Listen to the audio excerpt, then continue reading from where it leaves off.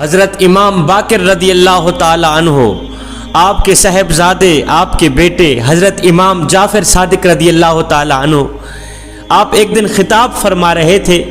خطاب کے دوران آپ نے فرمایا، لوگو جس عورت میں یہ 4 عیب پائے جاتے ہوں اس عورت سے شادی نہ کرنا۔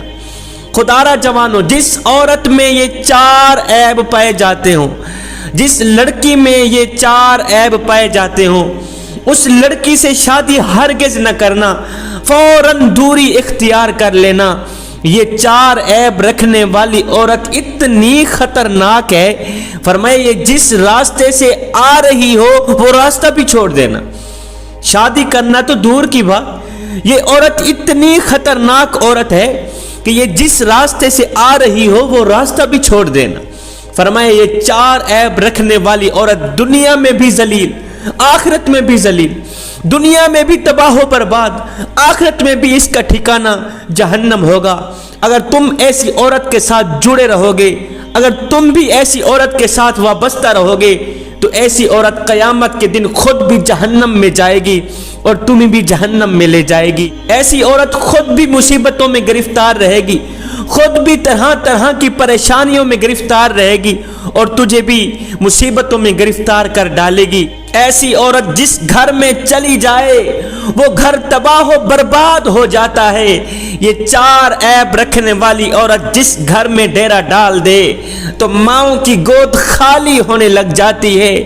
یہ عورت ماؤں سے بیٹے چھین لیتی ہے، ماؤں سے بچے چھین لیتی ہے، بیٹیوں کا سہاگ چھن جاتا ہے اور بھائیوں کا فیوچر بظاہر تاریک نظر آنے لگ جاتا ہے۔ لوگوں نے پوچھا، حضرت وہ کون سے 4 خطرناک عیب ہیں جس سے میاں بیوی تباہ و برباد ہو جاتے ہیں؟ حضرت امام باقر رضی اللہ تعالی عنہ کے بیٹے حضرت امام جعفر صادق رضی اللہ تعالی عنہ نے فرمایا، بھائیو میں نے اپنے بابا حضرت امام باقر سے سنا، انہوں نے اپنے آباء و اجداد سے سنا، وہ فرماتے تھے جس عورت میں یہ 4 عیب پائے جاتے ہوں، یہ 4 چیزیں پائی جاتی ہوں، اس عورت سے شادی کبھی نہ کرنا۔ پہلا عیب متکبر عورت، پہلی چیز تکبر کرنے والی عورت۔ فرمایا لوگو تکبر کرنے والی عورت اللہ کو بھی ناپسند، اس کے رسول کو بھی ناپسند۔ جو عورت اپنے شوہر کے سامنے اپنے حسن پر ناز کرتی ہے، اپنی جوانی پر ناز کرتی ہے، اپنے خوبصورت بالوں پر ناز کرتی ہے، خوبصورت ہاتھوں پر ناز کرتی ہے، خود کو دوسری عورتوں سے الگ تھلگ سمجھتی ہے، خود کو دوسری عورتوں سے زیادہ خوبصورت سمجھتی ہے، شوہر کے سامنے اکڑ اکڑ کے بات کرتی ہے، دوسری عورتوں سے سلام نہیں کرتی، اس سوچ کی بنیاد پر کہ یہ تو 2 ٹکے کی عورت ہے، اس سے سلام کیوں کروں۔ اپنی جوانی پر ناز کرنے والی عورت، اپنے حسن پر ناز کرنے والی عورت، اپنے شوہر کے آگے میں کرنے والی عورت، یہ ایسی خطرناک متکبر عورت ہے کہ یہ جس گھر میں چلی جائے وہ گھر تباہ و برباد ہو جاتا ہے۔ خدارہ جوانو، ایسی لڑکی سے شادی مت کرنا جو اپنے حسن پر ناز کرتی ہو، ایسی لڑکی سے شادی مت کرنا جو اپنی جوانی پر ناز کرتی ہو۔ یہ متکبر لڑکی، متکبر عورت جس راستے سے آ رہی ہو، شادی کرنا تو رہی دور کی بات، وہ راستہ بھی چھوڑ دیں۔ فرمایا دوسرا عیب والدین کی نافرمان بیٹی، والدین کی نافرمان عورت۔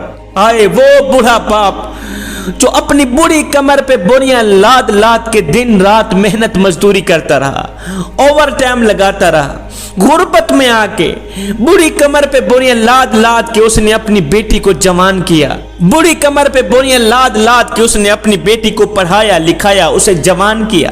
آئے اتنی قربانیاں دینے والے باپ کی جو عورت نافرمانی کرتی ہے وہ تیری فرما برداری کیسے کر سکتی؟ وہ تیری فرما برداری کیسے کرے گی؟ تیرے احکامات کی پیروی وہ کیسے کرے گی؟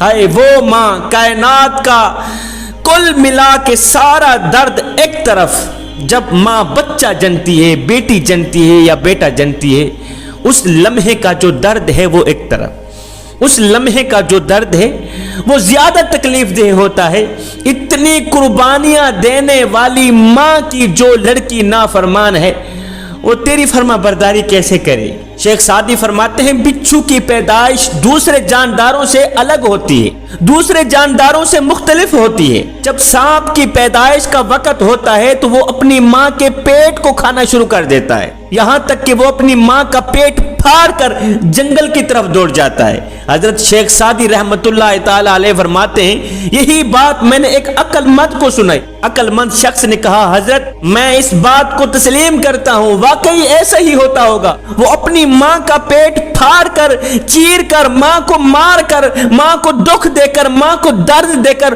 وہ جنگل کی طرف بھاگ جاتا ہوگا، اس لیے کہ اس نے بچپن میں ماں کو تڑپایا، بچپن میں ماں کا پیٹ پھاڑا۔ جب بڑا ہو جاتا ہے تو لوگ اس سانپ کا پیٹ پھاڑتے ہیں۔ بچپن میں جو وہ اپنی ماں کے ساتھ ایسا سلوک کرتا ہے، جب وہ بڑا ہو جاتا ہے تو لوگ اس کے ساتھ ویسا سلوک کرتے ہیں جیسا وہ اپنی ماں کے ساتھ کیا کرتا تھا۔ اگر بچپن میں اس نے ماں کی عزت نہیں کی تو بڑا ہو کر ہر بندے سے عزت کرواتا ہے نا۔ بچپن میں اس نے ماں کو مارا، آج ہر کوئی اس سانپ کو مارتا ہے۔ شیخ سعدی فرماتے ہیں کسی نے سانپ سے پوچھا اور تو سردی میں باہر نہیں نکلتا، آخر وجہ کیا ہے؟ اس نے کہا سردی میں تو باہر نہیں نکلتا، یہ بتا گرمی میں میری کون سی عزت ہوتی؟ بندے کو ہر حال میں اپنے ہم جنسوں سے وفا کرنی چاہیے، اور جو کسی کے ساتھ جیسا سلوک کرتا ہے کل اس کے ساتھ بھی ویسا ہی سلوک کیا جائے گا۔ جوانو اپنے بوڑھے باپ کی چٹی داڑھی کا حیا کرو، اس سے پہلے کہ جب تم بوڑھے ہو جاؤ تمہاری چٹی داڑھی کا بھی حیا کیا جائے۔ فرمایا حضرت امام جعفر صادق رضی اللہ تعالی عنہ نے والدین کی نافرمان بیٹی سے شادی ہرگز نہ کرنا۔ فرمایا تیسرا ہے بے ادب عورت، جو عورت اپنے بھائیوں کا ادب نہیں کرتی، جو عورت اپنی ماں کا ادب نہیں کرتی، جو عورت اپنے باپ کا ادب نہیں کرتی وہ تیرا ادب کیا کرے گی؟ ایسی عورت سے شادی مت کرنا جس کے پاس ادب جیسی دولت نہیں، جس کے پاس احترام جیسا خزانہ نہیں۔ ادب کی بات آئی، مجھے حضرت لقمان حکیم کا وہ جملہ یاد آ گیا۔ کسی نے پوچھا نا حضرت آپ نے ادب کہاں سے سیکھا ہے؟ آپ نے فرمایا میں نے ادب بے ادب لوگوں سے سیکھا ہے، میں نے ادب کو بے ادب لوگوں سے سیکھا ہے۔ پوچھنے والے نے دریافت کیا حضرت وہ کیسے؟ آپ نے فرمایا جو کام بے ادب لوگ کرتے ہیں میں ان کاموں سے نفرت کرتا ہوں، جو کام بے ادب لوگ کرتے ہیں میں ان کاموں سے پرہیز کرتا ہوں۔ فرمایا عورت میں چوتھا عیب جھوٹ بولنے والی عورت، خدا را جھوٹ بولنے والی عورت سے بھی شادی نہ کرنا۔ ہائے اتنی سی بات کو شوہر کے سامنے اتنا بڑا کر کے سناتی ہے۔ جھوٹ بولنے والی عورت جس گھر میں ڈیرا ڈال دے ماؤں کی گود خالی ہونے لگ جاتی ہے، ماؤں سے بچے چھین لیے جاتے ہیں، ماؤں سے بیٹے چھین لیے جاتے ہیں، بہنوں کا سہاگ چھن جاتا ہے، بھائیوں میں افراتفری مچ جاتی ہے۔ جھوٹ بولنے والی عورت جس گھر میں نازل ہو جائے بھائیوں میں پیار ختم ہو جاتا ہے، محبت ختم ہو جاتی ہے۔ خدا را جوانوں جس عورت کے اندر یہ چار عیب پائے جاتے ہوں اس عورت سے شادی بھول کر بھی نہ کرنا۔ اگر تم نے شادی کر لی یاد رکھنا دنیا و آخرت میں ذلیل و خوار ہو جاؤ۔